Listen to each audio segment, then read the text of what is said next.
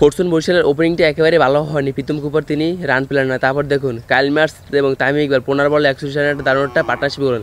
তারপর কাইল Mars out হয়ে যান। তারপর দেখুন তাহির হৃদয়েও তিনি বেশিক্ষণ মাঠে টিকতে পারেন না। তারপর দেখুন মুশফিকুর এবং তামিম ইকবাল কি একটা পার্টনারশিপ করে দুর্বল রাজশাহীকে একেবারে হারিয়ে দিলেন। দুর্বল রাজশাহীকে ভাই একেবারে তাদের ভাই আমের ট্র্যাক একেবারে খাদে ফেলে দিন। কিন্তু দেখুন তামিম ইকবাল ভাই একাই লঞ্চ সামনে নিয়েছেন। তামিম ইকবালের বিধ্বংস ইনিংসের কাছে পরাজিত হয়ে গেলেন দুর্বল রাজশাহী। তামিম ইকবাল ভাই কীভাবে কামব্যাক করলো, তামিম ইকবালের ভাই ইনিংস দেখে তার ভাই ভক্তরা একেবারে অবাক হয়ে গেছে।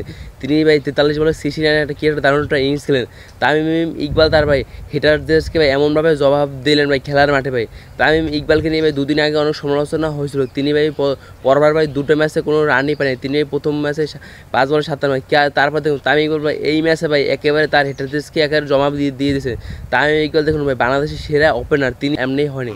তামিম ইকবাল এখনও ভাই 2-3 বছর আন্তর্জাতিক টিমে খেলতে পারেন কিন্তু তিনি শাহিন আফ্রিদির সাথে জানিয়ে দিয়েছেন তামিম ইকবাল আর কখনও আন্তর্জাতিক টিমে খেলবেন না, তিনি শুধু বিপিএলটাই খেলবেন। আর ভাই তামিম ইকবাল আরও একটা কথা বলেছে, আমি চ্যাম্পিয়ন্স ট্রফি নাও খেলতে পারি কিন্তু আমি কমেন্ট্রি করতে পারি সেখানে গিয়ে। তামিম ইকবালের জন্য শুভকামনা রইল। তামিম ইকবালকে আমরা চ্যাম্পিয়ন্স ট্রফি দেখতে চাই।